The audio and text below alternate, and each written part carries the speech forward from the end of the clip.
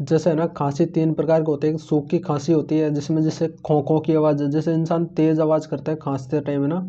एक होता है जैसे जिसमें है ना खाँस-खाँस के इंसान की हालत ख़राब हो जाती है, उसको कफ खाँसी हो बोलते हैं ना। एक होते है काली खाँसी है ना। तीनों खाँसियों को जैसे इलाज कैसे करें क्या और इसका जैसे प्रथम उपचार क्या होना चाहिए है ना। अदरक के टुकड़े होते हैं उनमें नमक लगाकर जैसे चूसने से है ना खाँसी ठीक हो जाती है। जैसे है ना काली मिर्च होती है तो उसका पाउडर बना के रख लें और उसको सेंत में लगाकर चाटने से भी खाँसी ठीक हो जाती है। जैसे हल्दी होती है ना उसको जैसे सादे सादे पानी में और 1 चुटकी नमक है ना मिलाकर खाने से भी खाँसी ठीक हो जाती है ना। तो ये खाँसी से रिलेटेड ये सारे उपचार हैं तो इनको करके एक बार ट्राई करें।